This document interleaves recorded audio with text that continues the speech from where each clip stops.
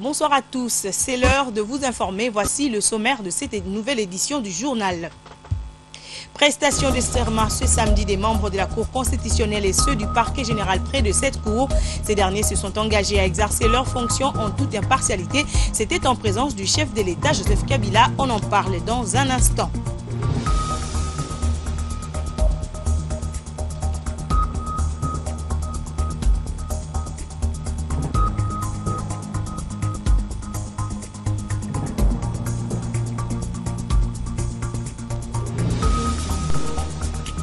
Et puis le personnel militaire féminin a clôturé le mois dédié à la femme. Un bilan positif a été dressé faisant état de l'accession de la femme au grade de l'officier général pendant le mandat de Joseph Kabila en 80 ans de sa présence au sein de l'armée. Les détails, c'est tout à l'heure.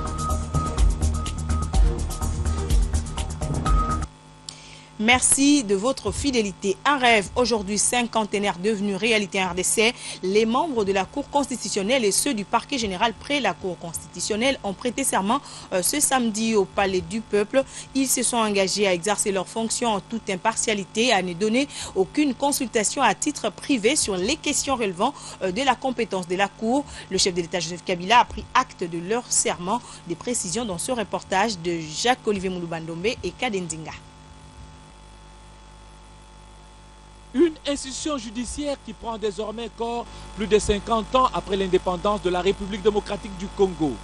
La Cour constitutionnelle, ses membres et ceux du parquet général près cette cour ont vu leur billet être validé par le président de la République ce samedi au terme d'une cérémonie de prestation des serments au Palais du Peuple.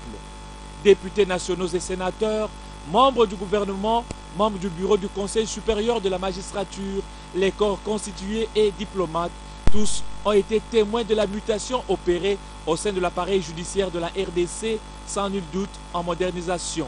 Une cérémonie conduite par le conseiller principal du chef de l'État en charge des questions juridiques qui a relevé les attributions de la Cour constitutionnelle. Le contrôle de la constitutionnalité des lois reconnues à la Cour constitutionnelle au terme des articles 124.3 et 160 de la Constitution n'est pas sans risque politique. Car statuer sur la constitutionnalité d'une loi, disait un constitutionnaliste contemporain, c'est apprécier la régularité d'une décision prise par la majorité du Parlement. Être exposé à constater que celle-ci, composée pourtant des représentants du peuple, s'est trompée, qu'elle a violé la Constitution. Constatation qui pourrait faire l'objet d'une exploitation politique contre cette majorité. Avoir abusivement approuvé la loi. Mais contre ces risques, Excellence, Monsieur le Président de la République, vous avez œuvré à l'installation ces jours d'un organe juridictionnel indépendant, dire le droit constitutionnel et rappeler à tous que la loi n'exprime la volonté générale que dans le respect de la Constitution. Conformément à la Constitution, les 9 membres de la Cour ont été présentés à la nation. Ainsi, Banyako Eugène, Esambo, Funga, Kalunda, Kilomba, Luamba, Vundwawe, Wasenda et Mavungu ont défilé devant le président de la République et salué l'assistance avant de prononcer leur serment en chœur. Remplir loyalement et fidèlement les fonctions de membre la Cour constitutionnelle de la République démocratique du Congo, les exercer en toute impartialité, dans le respect de la Constitution, garder le secret des délibérations et des votes, ne prendre aucune position publique, ne donner aucune consultation à titre privé sur les questions relevant de la compétence de la Cour constitutionnelle et de n'entreprendre aucune activité étant en cause l'indépendance, l'impartialité et la dignité de la Cour. Immédiatement, le chef de l'État, en sa qualité de magistrat suprême, s'est prononcé. Je prends acte de votre prestation de serment en qualité de membre de la Cour constitutionnelle. Et très sincères félicitations.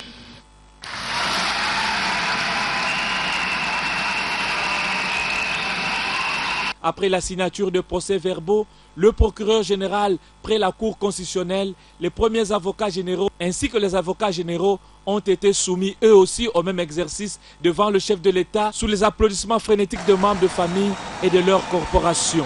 Une manière de sceller la séparation des juridictions et de marquer d'une pierre blanche l'avancée dans le secteur de la justice, l'œuvre innovante de Joseph Kabila Kabange. Sachez que l'investiture des membres de la Cour constitutionnelle a été saluée par les personnalités invitées à cette cérémonie au Palais du Peuple. Leurs propos ont été recueillis encore une fois par Jacques-Olivier Mouloubandombe et Kadenzinga.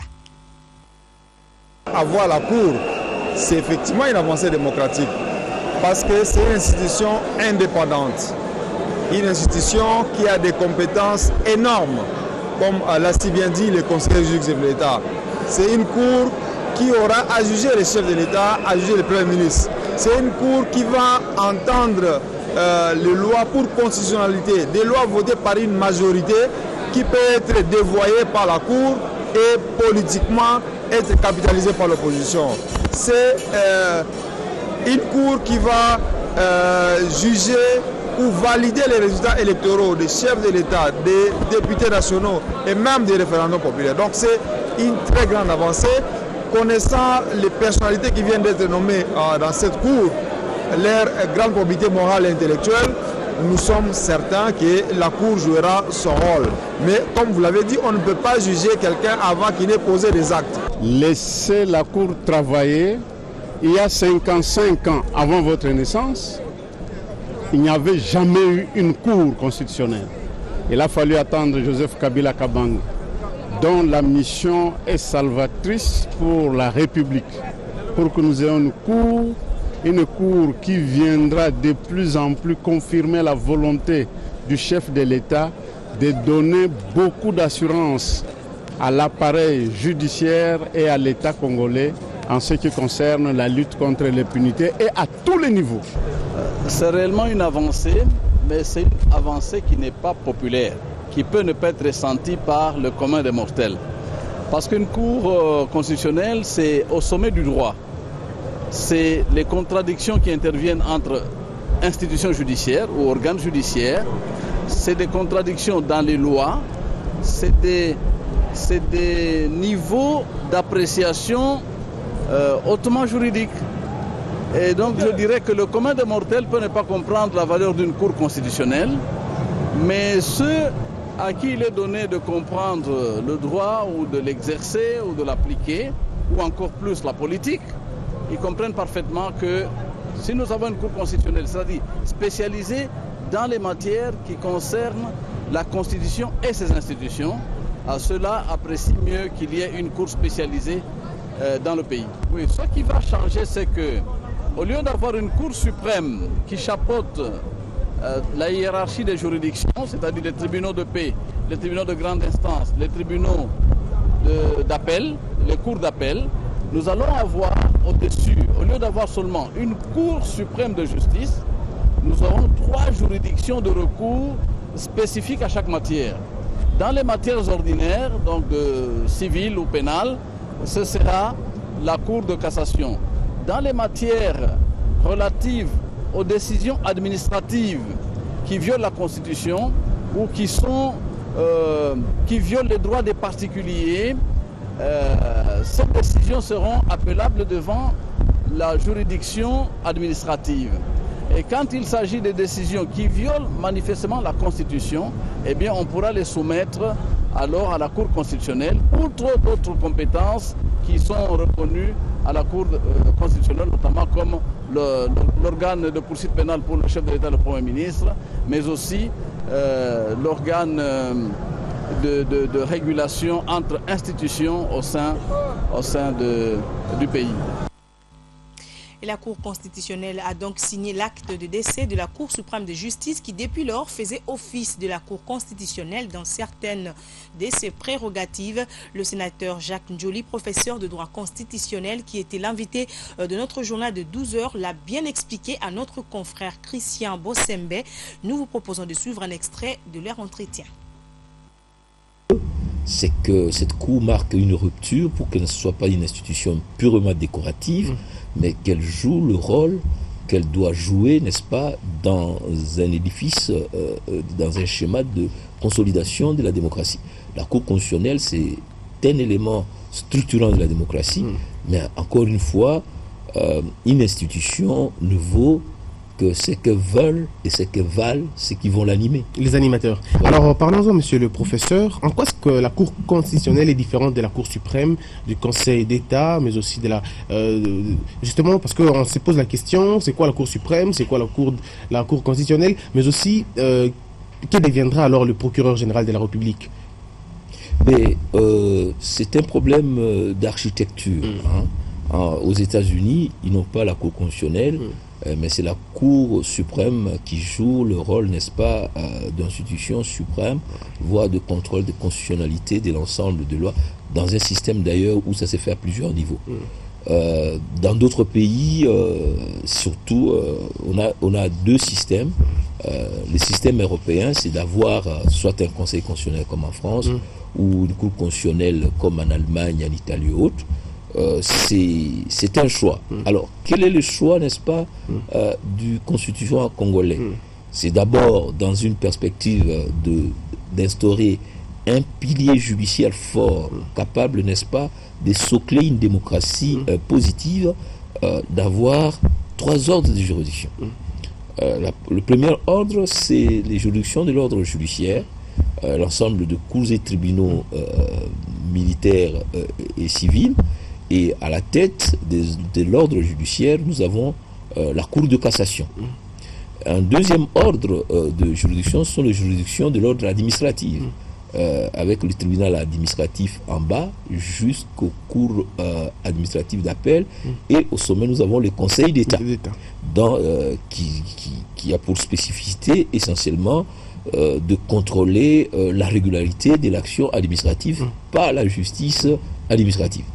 Et puis, nous avons un ordre spécifique, unique, centralisé, avec une Cour constitutionnelle, dont la mission est justement de jouer le rôle de juge d'attribution, de conflit d'attribution, ou de conflit de compétences entre les institutions de la République, mais aussi un juge qui assure le contrôle des constitutionnalités de loi.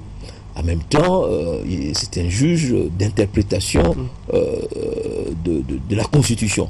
Mais c'est surtout le juge pénal du président de la République et du Premier ministre. Donc, c'est une institution structurante, n'est-ce pas, dans l'architecture des institutions de notre pays.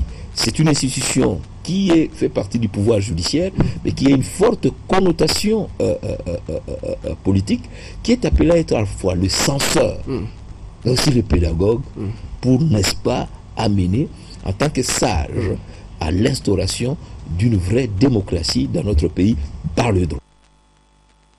Tout à fait autre chose. L'ONG au secours de l'humanité dénonce la précarité des conditions dans lesquelles travaillent les agents de l'entreprise DTS à Kasumbalesa. Nous sommes là dans la province du Katanga. Le personnel engagé au four travaille sans casque de protection.